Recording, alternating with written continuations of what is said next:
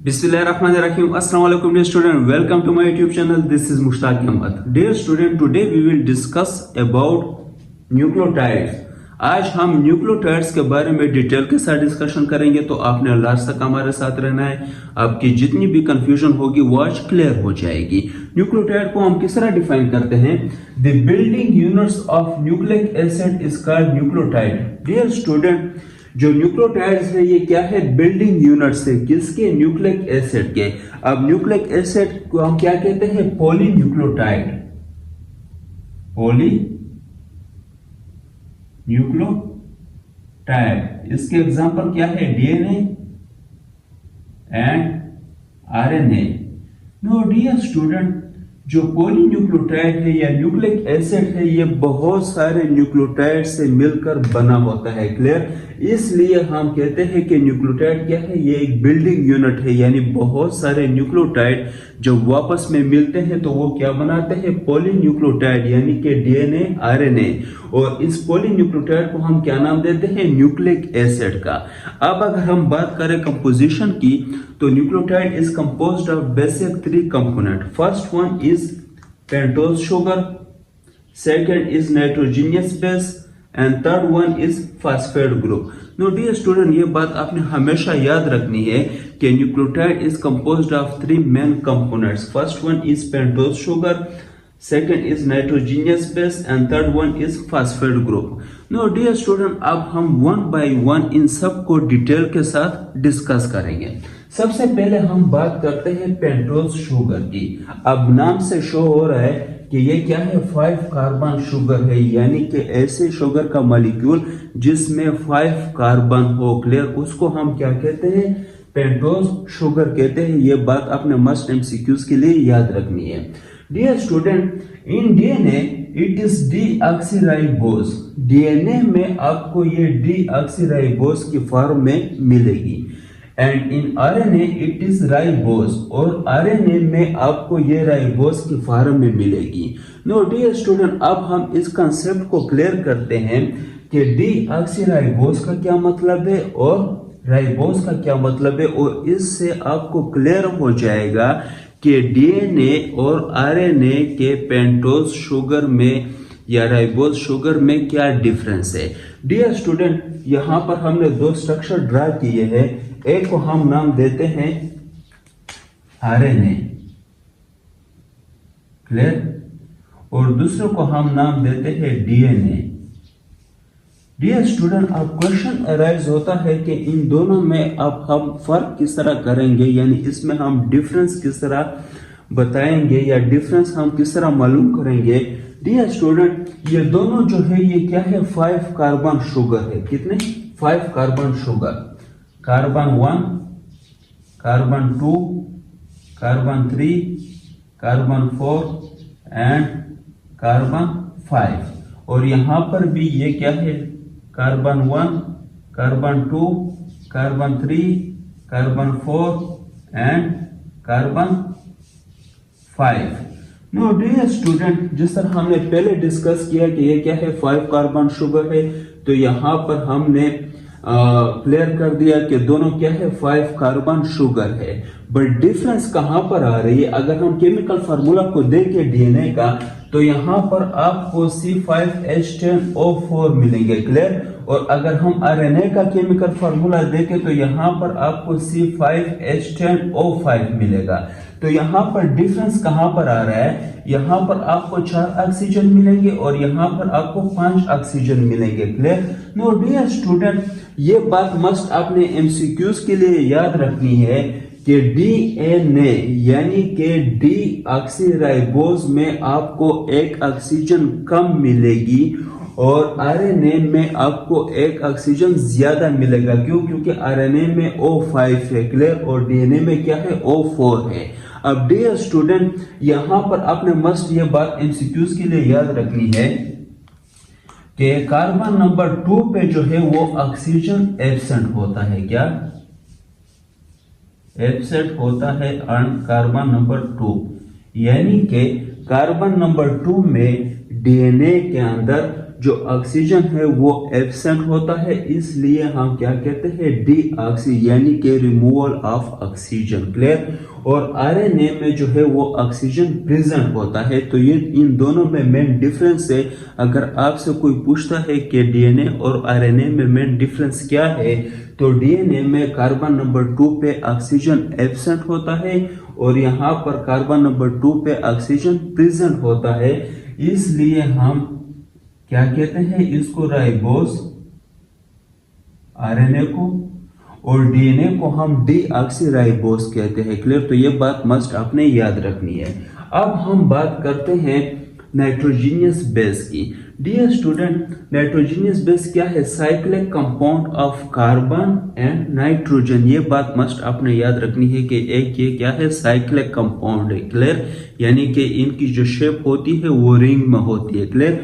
और दूसरा ये क्या है, इसमें कौन कौन सी चीजें होती है, कार्बन एंड नाइट्रोजन। इसके जो मेन कंपोनेंट है उसमें कार्बन और नाइट्रोजन होता है। क्लियर।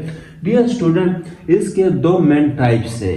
फर्स्ट को हम क्या कहते हैं, प्योरीन बेसिस, एंड सेकंड को हम क्या कहते हैं, पैरामाइडिन बेसिस। डियर स्टूडेंट, प्योरीन बेसिस क्या है, ये डबल रिंग कंपाउंड होते हैं। क्लियर। ये बात मस्ट आपने एमसीक्यूज के लिए याद रखनी है कि जो प्योरीन बेसिस होते हैं, क्लियर, वो डबल रिंग कंपाउंड्स होते हैं, यानी वो ऐसे कंपाउंड्स होते हैं जिसमें डबल रिंग होता है। फॉर एग्जांपल ये एक रिंग है और ये दूसरा रिंग है, तो इसी तरह डबल रिंग कंपाउंड्स होते हैं। क्लियर। डियर स्टूडेंट, इसमें दो नाइट्रोजीनियस बेस आते हैं। फर्स्ट वन इज एडेनिन और दूसरा क्या है, गुआनिन। ये दोनों भी आपने मस्ट एमसीक्यूज के लिए याद रखने हैं। अब हम बात करते हैं पैरामाइडिन बेसिस की। तो ये क्या है, सिंगल रिंग कंपाउंड्स है। क्लियर। यानी कि इसमें जो रिंग्स होते हैं वो क्या होते हैं, सिंगल होते हैं। फॉर एग्जांपल इसी तरह। क्लियर। नो डियर स्टूडेंट, इसमें कौन कौन सी चीजें आती है, cytosine, uracil, and third one is thiamine.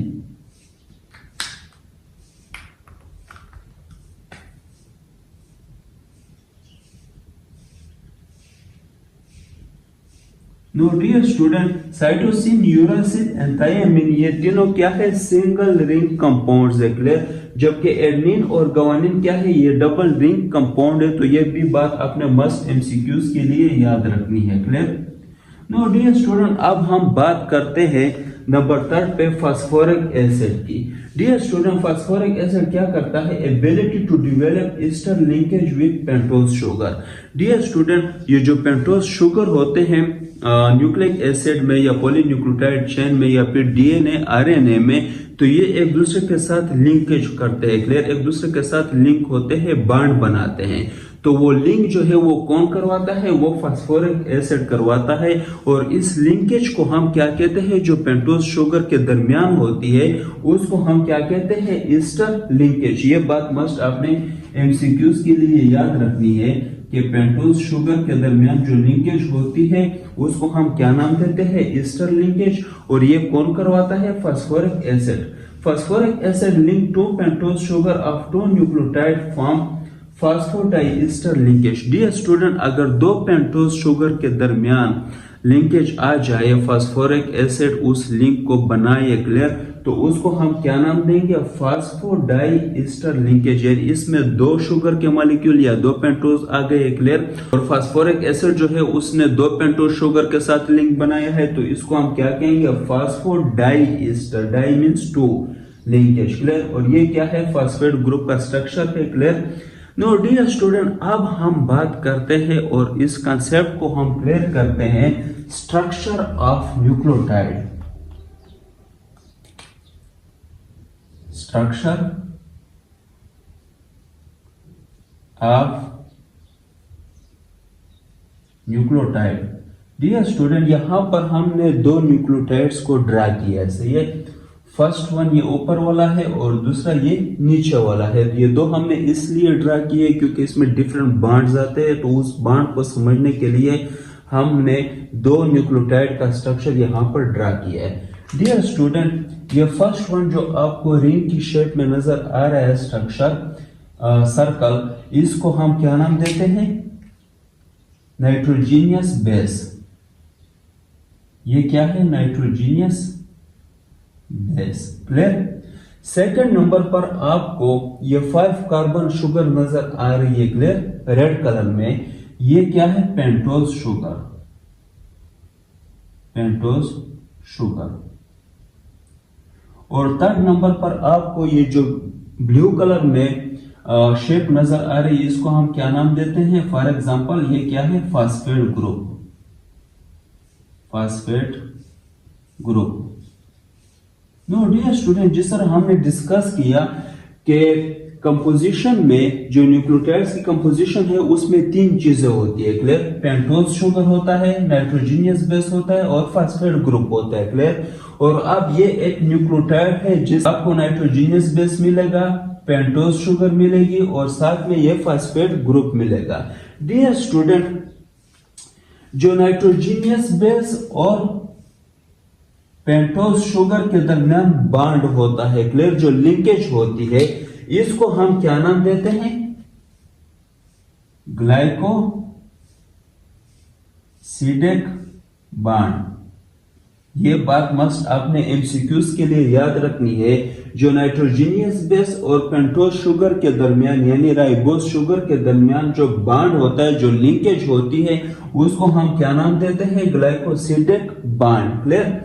No dear student, अब यहां पर जो फास्फेट ग्रुप और पेंटोज शुगर के दरमियान बॉन्ड होता है, क्लियर, इसको हम क्या नाम देंगे? Phospho ester linkage. ये क्या है? Phospho ester linkage. Dear student, जो फास्फेट ग्रुप और राइबोज शुगर के दरमियान लिंकेज होता है उसको हम क्या नाम देते हैं? Phospho ester linkage. No dear student, तीसरे नंबर पर जो फास्फेट ग्रुप एक राइबोज शुगर के साथ लिंक करता है और दूसरा राइबोज शुगर के साथ भी लिंक करता है, क्लियर। नो डियर स्टूडेंट, ये जो बॉन्ड होते हैं, जो फास्फेट ग्रुप एक पेंटोज शुगर के साथ लिंक बनाता है और दूसरे पेंटोज शुगर के साथ भी लिंक बनाता है, क्लियर, इसको आप क्या नाम दोगे? फास्फो डाइईस्टर। डियर स्टूडेंट, इसमें 2 पेंटोज शुगर आ रहे हैं, जिस तरह अभी हमने डिस्कस किया कि phosphoric acid link 2 pentose sugar after 2 nucleotide, clear. हम फास्फोडाइस्टर लिंकेज, तो उस लिंकेज को हम क्या नाम देंगे? Phosphodiester linkage. डियर स्टूडेंट, जो फास्फेट ग्रुप होता है वो कार्बन नंबर 3 के साथ फ्रंट में जो है वो बॉन्ड बनाता है। ये कार्बन नंबर 1, ये कार्बन नंबर 2, ये कार्बन नंबर 3, ये कार्बन नंबर 4 और ये कार्बन नंबर 5, क्लियर।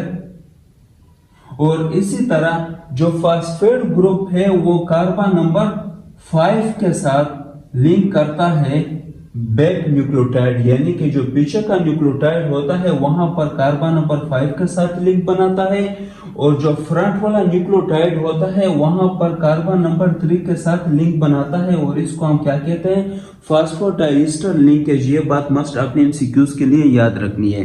तो डियर स्टूडेंट, मुझे उम्मीद है कि आप सबको समझ आ गया होगा और अगर किसी को कोई कंफ्यूजन हो तो वो कमेंट में मुझसे पूछ सकते हैं। Thank you very much.